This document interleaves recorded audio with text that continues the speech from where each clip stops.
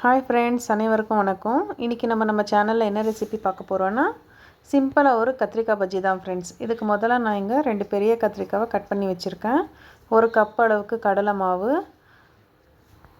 Idli soda கொஞ்சமாக, உப்பு உங்கள் ருசிக்கு தகுந்த மாதிரி, மல்லித்தூள் 1/4 டீஸ்பூன், தனி மிளகாத்தூள் 1/2 டேபிள் ஸ்பூன், ஒரு 10 பூண்டு கொஞ்சமாக நசுக்கி வச்சுருக்கேன் ஃப்ரெண்ட்ஸ். இப்போ முதல்ல நம்ம கத்திரிக்காய் எல்லாம் தண்ணியில் போட்டு நல்லா கழுவி செப்பரேட்டாக எடுத்து வச்சிடலாம்.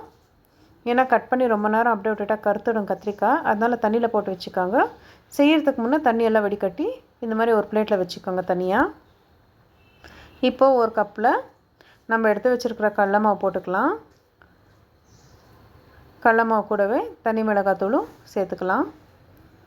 இப்போ நம்ம நசுக்கி வச்சுருக்கிற பூண்டு கூட அது கூடயே சேர்த்துக்கலாம் ஃப்ரெண்ட்ஸ். நம்ம எடுத்து வச்சுருக்கிற மல்லித்தூளும் அதை கூடயே சேர்த்துக்கலாம். உப்பு உங்கள் ருசிக்கு தகுந்த மாதிரி நீங்கள் போட்டுக்கோங்க. நான் இங்கே ஒரு 1/4 டீஸ்பூன் அளவுக்கு போட்டுன்னு இருக்கேன். இப்போ இதை தண்ணி ஊற்றி நல்லா கலந்து விட்டுக்கலாம். இன்னொரு பக்கம் பாண்டலில் பஜ்ஜி பொரிக்கிறதுக்காக எண்ணெய் ஊற்றி வைங்க, சூடாகட்டும். இப்போ நான் இதெல்லாம் இட்லி சோடா இப்போ தான் போட்டிருக்கேன். சோடா போட்டு நல்லா மிக்ஸ் பண்ணிவிட்டு நாம் கட் பண்ணி வச்சுருக்கிற கத்திரிக்காயெல்லாம் கடலை மாவில் போட்டு எண்ணெயில் போட்டு பொரித்து எடுத்துக்கலாம் ஃப்ரெண்ட்ஸ். எல்லாமே ஒவ்வொன்றா இதே மாதிரி விடுங்க. எண்ணெய் ரொம்ப சூடாக இருக்கும், கொஞ்சம் பார்த்து விட்டுக்கோங்க ஃப்ரெண்ட்ஸ்.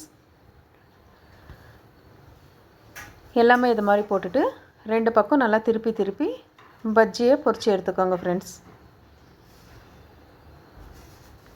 ரொம்ப கருப்பாக தீஞ்சிடக்கூடாது ஃப்ரெண்ட்ஸ். கொஞ்சம் பொன்னிறமாக வர வரைக்கும் வறுத்து எடுத்துக்கோங்க. அதில் இருக்கிற பபுள்ஸ் எல்லாம் கொஞ்சம் அடங்கினதுக்கப்புறமா எடுத்துடலாம் ஃப்ரெண்ட்ஸ்.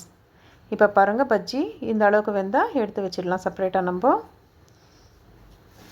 மறுபடியும் மிச்சம் இருக்கிற பஜ்ஜியெல்லாம் இதே மாதிரி போட்டுக்கலாம். கத்திரிக்காயெல்லாம் இதே மாதிரி பஜ்ஜியாக சுட்டு எடுத்துக்கலாம். நல்லா இது கூட 2 பக்கம் திருப்பி சுட்டு எடுத்துக்கோங்க ஃப்ரெண்ட்ஸ். பாருங்கள் ஃப்ரெண்ட்ஸ், அவ்வளோதான், சுவையான கத்திரிக்காய் பஜ்ஜி ரெடியாக இருக்குது. இது ஈவினிங் ஸ்நாக்ஸுக்கு ரொம்ப நல்லாயிருக்கும் ஃப்ரெண்ட்ஸ். நீங்களும் இந்த ரெசிப்பியை ட்ரை பண்ணி பாருங்கள். இதே மாதிரி நம்ம சேனல் பார்த்துட்ருங்க ஃப்ரெண்ட்ஸ். உங்கள் சப்போர்ட் எப்போவுமே இதே மாதிரி இருக்கட்டும். மறக்காத நம்ம சேனல் சப்ஸ்கிரைப் பண்ணிக்கோங்க ஃப்ரெண்ட்ஸ். ரொம்ப நன்றி.